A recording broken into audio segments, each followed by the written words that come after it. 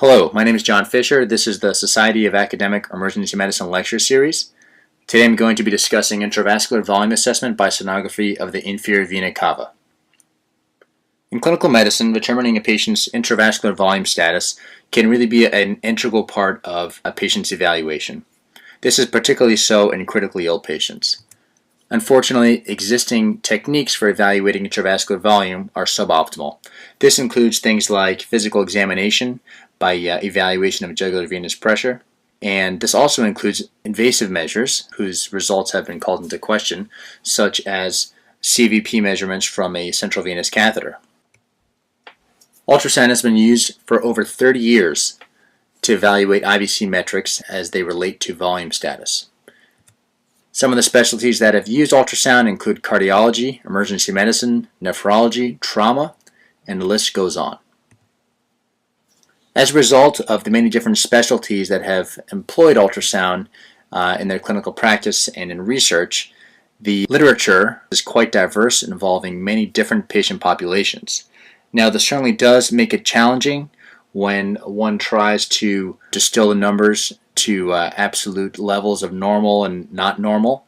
When the dust settles, there are clear trends and principles which can be helpful in any clinical arena. Let's briefly go over IVC physiology. As you recall, the inferior vena cava is a very large capacitance vessel which has the ability to readily change its shape to accommodate the fluctuations in a patient's intravascular volume. There are the respirophasic changes that happen to the IVC.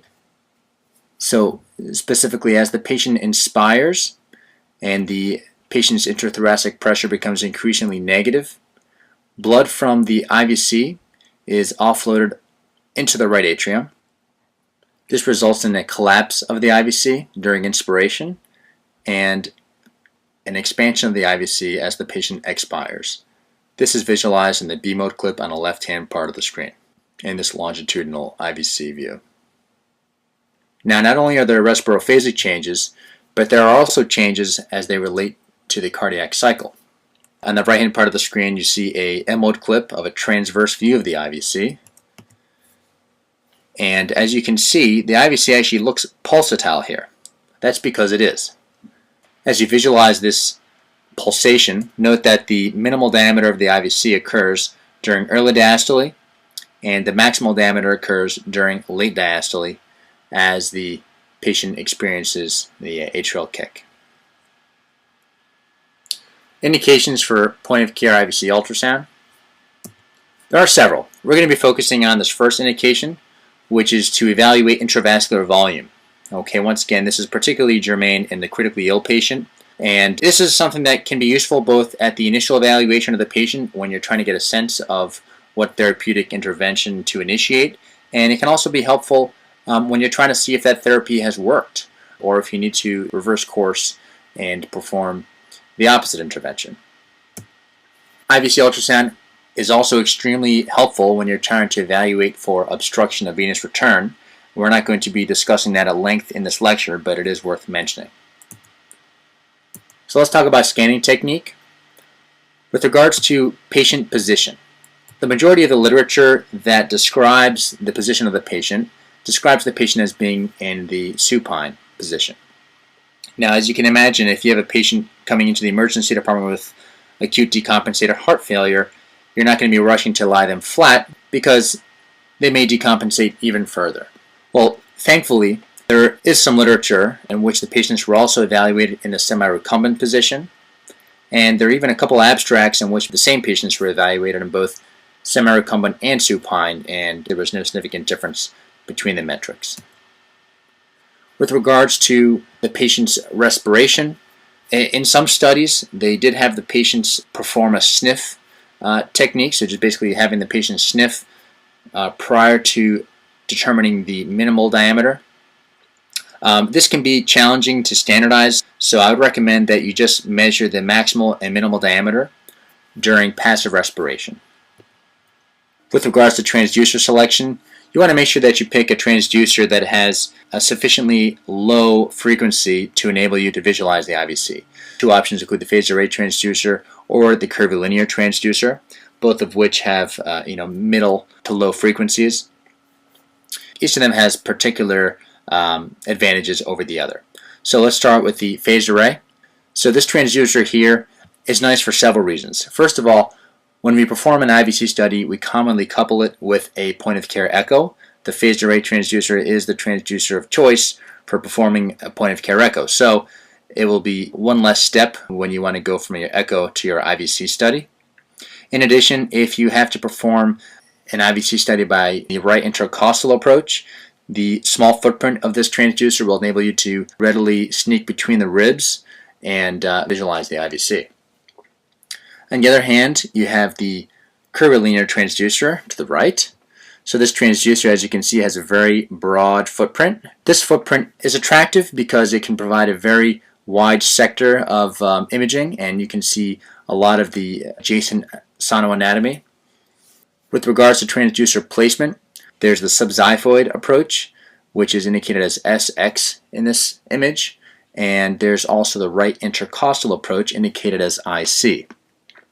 The subxiphoid approach can be appealing because, as we talked about in the previous slide, a lot of times when you do IVC studies, we couple it with an echo, and we do often use a subxiphoid approach when performing a point-of-care echo. So it's an area that we're very familiar with. It would also require one less step when you are switching your study from a point-of-care echo to a point-of-care IVC study. You just basically have to change the angle of your transducer. One of the challenges sometimes clinicians face when performing a study with a subxiphoid approach is that some patients don't tolerate any transducer pressure in this area, particularly if they're presenting with abdominal pain. And lastly, there's a theoretical pitfall of the clinician providing excessive transducer pressure, which can actually produce a compression of the IVC and can make them think the patient has less intravascular volume than they actually do. So the other approach is the right intercostal approach. This approach does not allow for compression of the IVC because there's protection from the overlying rib cage. In addition, patients who may not tolerate scanning in the subxiphoid region because of abdominal tenderness or perhaps because of wounds or dressings in this area, the right intercostal approach provides a nice alternative. The main challenge with the right intercostal approach is trying to navigate between the ribs to visualize the IVC. This can be made easier if you use the smaller footprinted phased array probe. Also note that both the subxiphoid and intercostal technique can be used to visualize the IVC in either the long or the transverse axis. Let's talk about the imaging axis of the IVC. Do we want to look at it in the longitudinal or the transverse plane? So really each one of these has pros and cons, so let's briefly talk about each one. So on the left hand side you see a still image of a longitudinal view of the IVC. This is very nice because we can see a lot of the relevant sonoanatomy. We can see the IVC, which is labeled, and we can see it draining right into the right atrium of the patient. So this is positive identification that this vessel that we're visualizing is indeed the IVC. We can see the diaphragm, which can be important to see because sometimes patients have very strong diaphragmatic attachments, which can produce a constriction of the IVC. And lastly, it's important that when you measure the IVC, you get as perpendicular as possible a measuring plane to the main IVC vessel axis. And the reason that this is important is because if you approach the IVC with an oblique measuring axis, then you're going to get larger diameters and you're going to make the appearance that the patient has more intravascular volume than they actually do.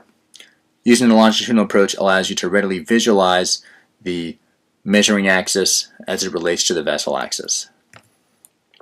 Now we're going to go over the main pitfall of the longitudinal approach. So take a look at the right hand side of the screen now. This is a slice of the IVC, a transverse slice of it. And this is just a simulation of what happens when we perform a longitudinal approach. So we can see in this case the transducer is placed almost perfectly in the center of this vessel, and it's going to yield an accurate assessment of the patient's volume. In this case, it's going to lead the clinician to provide some furosemide because maybe they think the patient has excessive intravascular volume. On the other hand, if by mistake the clinician slides a little bit off plane, they're going to produce an entirely different picture which in this case is going to lead to the inappropriate intervention of volume expansion. So it's critical that if you do measure in the longitudinal axis, that you be very careful that the transducer is kept in the center of the vessel. With regard to the transverse axis, once again we're seeing the relevant sonoanatomy. As you see in front of you, we can see the vertebral body at the bottom of the image, and towards the patient's left we see the large vessel, which is the aorta, and towards the patient's right we see the IVC. And in this case, when we measure the IVC, we can visualize the measuring axis, and in this case we'll be able to make sure that that measuring axis runs exactly through the center of the vessel. We're not going to experience the pitfall of sliding off plane. However, we lose the ability to ensure that the measuring axis is perpendicular to the main vessel axis. This is one of the main challenges of visualizing the IVC in the transverse plane. As you can see, both the longitudinal and the transverse axis offer unique advantages over one another, so I would actually recommend visualizing the IVC in both planes, which after a little practice takes no more than a few extra seconds. This is an extremely important slide. It's absolutely critical that you be able to correctly identify the IVC. I find that it's easiest to start in a transverse axis. So we're going to start by reviewing the B-mode clip to the right-hand part of the screen, and we're going to go through the relevant sonoanatomy. At the deepest aspect of the B-mode clip, you can see there's a echogenic, smoothly surfaced structure with shadowing deep to it. This is the vertebral body. Okay, this is the anchor of this view, and I would encourage you to first identify this prior to attempting identification of the IVC. So now we've identified the vertebral body. You can see that there are two large vessels superficial to it, one on the patient's left, which is the aorta, the other one on the patient's right, which is the IVC. And you can see there are actually several small vessels coursing toward the IVC. These are hepatic veins. After you've identified the IVC in the transverse axis, I would recommend rotating your transducer 90 degrees to visualize the longitudinal plane. This is a bedside example of that, starting off in the transverse plane. Let's take a look. Transverse view. As rotating, we get to the longitudinal view. He then rocks the probe a little bit to get a measuring axis, and he slides the transducer down a little bit to visualize more of the key area. Great. Where to measure? Thankfully, Wallace and colleagues have actually studied where would be the best place to measure. In the literature, the three main areas which are commonly measured include the IVC at the RA-IVC junction, as depicted in the top still on the right, within 2 centimeters distal to the IVC hepatic vein junction. Here we can see the hepatic vein draining into the IVC, so we're going just distal to that. These are centimeter marks on the side, so we can see that we're around 1 centimeter distal to the IVC hepatic vein junction. And the last place is measuring the IVC at the left renal vein junction. This is visualized in the still image on the bottom right of the screen. We can see the vertebral body, we have the aorta. In this case, we're visualizing the SMA. We can see the left renal vein coursing between the SMA and the aorta, and this is going to be your IVC. And what they did in the study was measure the IVC collapse index at all three areas in healthy volunteers. What they found was that the measurements at the RA-IVC junction were relatively small compared to the other two areas. They hypothesized this was due to a relative decrease in compliance from strong diaphragmatic attachments. The measurements at the other two areas correlated well with one another. However, I can tell you anecdotally, it's easier to consistently visualize the IVC within 2 centimeters distal to the hepatic vein junction than it is to visualize it at the IVC left renal vein junction. So I would recommend visualizing the IVC within 2 centimeters distal to the IVC hepatic vein junction. When we're evaluating the IVC, what are we looking at? So first we're actually doing just that. We're looking at it. The first evaluation is a qualitative one. We're looking at the shape of the IVC. There are some trends in the shape as they relate to volume status. On the left-hand part of the screen here, You can see this is a transverse view of an IVC, which looks like a circle. This is typically seen when you have a patient with excessive intravascular volume. The next appearance is more of a football-shaped IVC, and this tends to be in patients that have normal intravascular volume. And the last extreme is the pancake IVC, which you see on this M-mode clip to the right. And this is consistent with intravascular volume depletion. So here's a real-life example. This is a patient with a lactate of 4. They've already received 2 liters of fluid, and you do this IVC study. Here you can see a transverse view of the IVC. So just by doing your qualitative assessment, what would you think? More fluid, or is the patient already adequately resuscitated? I agree. This looks rather pancake-like, and I think this patient does indeed need more fluid and has a volume deficit that's greater than 2 liters. So next, let's get to quantitative metrics. In this slide, we're actually going to talk about how to obtain the metrics, specifically minimal and maximal diameter. If you're going to be using B-mode, this can be done by directly visualizing the minimal and maximal diameter of the IVC, hitting freeze when you achieve those moments, and measuring the diameter using the electronic calipers. This may be more easily done by visualizing a full respiratory cycle and then hitting freeze and using the cine loop function to backtrack and measure the diameters at that point. Another option, which allows visualization of both the maximal and minimal diameter on one still image, is scanning the IVC using M mode. M stands for motion. And basically what this does is it takes this line, which is coursing through the liver and transecting the IVC in a transverse plane, and it displays that line over time. And what this allows the clinician to visualize is the respiratophasic change of the IVC over time. So in this case, we're seeing the calipers marked as A being the maximal IVC diameter. The patient inspires, IVC collapses. We have the B calipers here, which are the minimal diameter. I just want to caution that if you're going to use this technique, you want to make sure that the sweep speed is set low enough so that you can visualize at least one full respiratory cycle, so you can accurately measure the min and max IVC diameter. An additional quantitative metric is the IVC collapse index, also known as the IVC Cava index. And this can be thought of as a type of IVC ejection fraction. And essentially, you're going to take the maximal IVC diameter, you're going to subtract the minimal IVC diameter from that, you're going to take that number and divide it by the IVC maximal diameter. Typically, the collapse index is reported as a percentage. When you approach 100%, that means that the IVC has near totally collapsed, and the patient is probably intravascularly depleted. When you have a very low collapse index, such as 5%, then that is typically seen in patients who have excessive intravascular volume. This is an example of an IVC collapse index calculation. This is another M-mode still image. You can see here that the max and min IVC diameter are quite large, and the collapse index in this case is going to come out to be 9%. So, interpreting the numbers, why do I have an asterisk next to the title of the slide?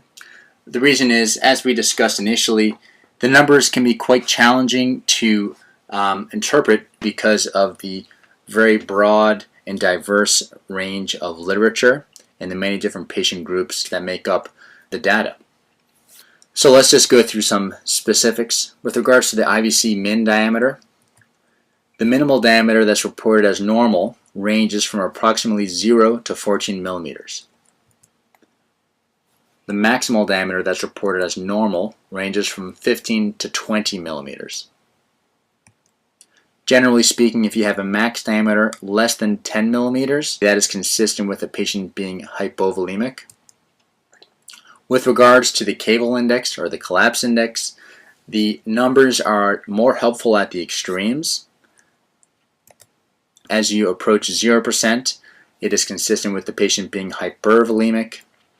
In the middle ranges from about 25 to 75%, it's typically consistent with a patient being euvolemic, and as you approach 100%, it is consistent with hypovolemia.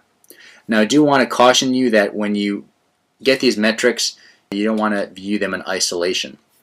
An example that demonstrates why that can be problematic is if you had an IVC max diameter of 3 millimeters and an IVC min diameter of 2 millimeters, that would produce a caval index of approximately 33%, which would fall in the generally euvolemic range. However, with this max diameter of 3 millimeters, this patient is very hypovolemic. So you want to use these numbers in conjunction with one another. Let's go over some specific values from populations of interest. Dr. Negdev and colleagues in 2010 did a study where they evaluated IVC metrics in patients who had central venous catheters evaluating CVP. They found the correlations that are listed above. They also found that an IVC collapse index of greater than 50% was strongly associated with a CVP of less than 8 millimeters mercury. Dr. Blihar and colleagues in 2009 did a study on emergency department patients who presented with acute dyspnea. They found that if the patient had an IVC collapse index of less than 15%, it had a sensitivity of 93% and a specificity of 84% for the diagnosis of congestive heart failure. Dr. Lyon and colleagues in 2005 did a study that was to simulate hemorrhage. These were volunteers giving blood, and they found that when they evaluated the max and min diameter pre and post blood donation of 450 cc's, the measurements reliably decreased 5 millimeters. So next, I want to emphasize that it's important to look at the whole picture with regards to the changes of the IVC. Specifically, the patient's cardiac function is going to have a very significant impact on the IVC metrics. So you do want to include a point-of-care echo when you evaluate the patient's IVC metrics. So taken in isolation, this M-mode still image would be suggestive of excessive intravascular volume. There's the IVC and transverse view. There's max, there's the min. You can see that it's really plethoric and there's minimal, if any, collapse during inspiration. This is the point of care echo that corresponds to this patient. This is a peristernal long axis view. You can see that the right ventricle is dilated and its diameter is significantly larger than the left ventricle. This is consistent with right ventricular failure, which in this case is likely the cause of this patient's plethoric IVC, rather than being from excessive intravascular volume. Another example of looking at the big picture is performing a point-of-care lung ultrasound when you suspect decompensated heart failure as a way to increase your diagnostic certainty. To do this, you're going to be putting the transducer on the patient's chest wall, and you're going to be looking for B-lines. B-lines are a reverberation artifact which stem from the pleural line. You can see them in this clip. Basically, they will extend to the depth of your screen. They will obliterate everything in their path, and they will get broader as they go deeper. Just a few miscellaneous points I want to mention. Please recall that positive pressure ventilation produces distensibility of the IVC. This will cause an overestimation of the patient's volume status. And also, it's good to note that if the patient is on positive pressure ventilation and their IVC metrics are consistent with hypovolemia, then that patient is profoundly hypovolemic. Patients with hepatic fibrosis or cirrhosis tend to have stiff IVCs that do not have the usual amount of collapse during inspiration. Athletes tend to have large IVCs. And the thought is that this is a compensatory mechanism to accommodate their frequently high demand for cardiac output. Some pearls. You want to incorporate a focused echo into your IVC evaluation, as we just discussed a couple slides back. Imaging the IVC in two planes has the potential to offer significantly more data than visualizing in one plane, with really minimal extra effort and probably no more than a few seconds of time. Serial exams to monitor response to treatment can be extremely helpful. Pitfalls. Failure to properly identify the IVC. This can be avoided by reviewing the relevant sonoanatomy prior to obtaining your IVC metrics. Another pitfall is misinterpreting IVC pulsation as respiratory variation. And you can avoid this pitfall by making sure that the cyclical changes of your IVC diameter correlate with the patient's respiratory rate, not the pulse. Lastly, blind faith is a pitfall. When you have IVC metrics that do not fit the clinical presentation, you need to reevaluate your IVC study and make sure, for example, that you're indeed looking at the IVC, and you also need to be reevaluating your patient to try to reconcile the difference. If the difference cannot be reconciled, then you have to ignore your IVC study and treat the patient as if you didn't have the ultrasound result. Blind faith in any test, including ultrasound, can be quite dangerous and has the potential to do more harm than good. So in summary, sonographic IVC evaluation provides a non-invasive means to determine intravascular volume status, and it can be done several times in the same patient, both at the index evaluation as well as following therapeutic interventions. Correct IVC identification and point-of-care echo are prerequisites for an accurate study. With regards to the metrics, they are more helpful at the extremes. Generally speaking, a low IVC collapse index of about 0 to 25% would be considered hypervolemic. When you approach the higher numbers, 75 to 100%, the patient may be hypovolemic. According to Dr. Negdev's study, an IVC collapse index of greater than 50% was strongly associated with a CVP of less than 8 millimeters mercury. And most would agree that an IVC max of less than 10 millimeters is consistent with hypovolemia. Let's just do a quick rapid fire review to drive home some important points. So what do you see here? This is a very short clip, I know. So this is actually an aorta. Okay, this is not an IVC. I wanted to start off with this clip just to once again emphasize that you cannot call it an IVC until you visualize the relevant sonoanatomy. You can see in a subsequent clip here that we are just adjacent to the patient's IVC, which has come into view now, and this just gives an example of how easy it is to mistake one vessel for the other. Here we can see the IVC, we see the hepatic vein coursing towards the IVC, and we can see the IVC going into the patient's right atrium. So now we've positively identified the second vessel as the IVC. Okay, what do you see here? Let's just go over some of the anatomy. Vertebral body, IVC, aorta, hepatic veins.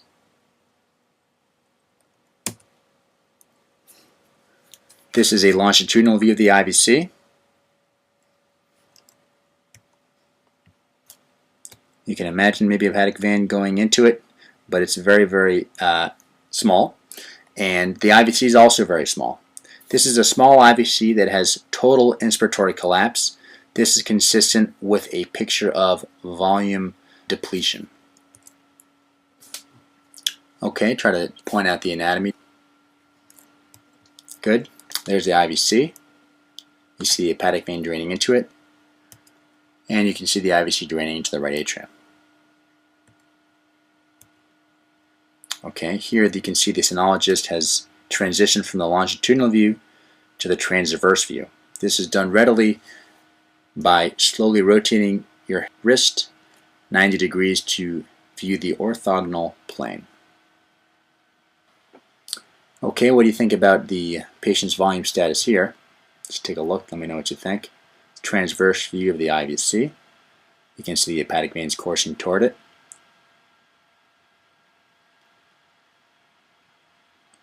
Okay, so at the very end, did you guys catch that? That was a patient who had a large circumferential pericardial effusion with a evidence of tamponade physiology. So this is exactly why it's critical that we include a point-of-care echo with each IVC study that we do, because the pump is going to play a major role into the IVC metrics. And here are the relevant references. If you have any questions, please feel free to email me. My email was on the cover slide in the beginning. And lastly, I just want to thank you all for your attention, and I'd like to just acknowledge a few people. I want to thank Dr. Megan Herbst and SAEM for the opportunity to do this lecture, and I also wanted to thank my former fellowship directors, Dr. Anthony Dean and Dr. Nova Ponabianco. Have a great day. Thank you.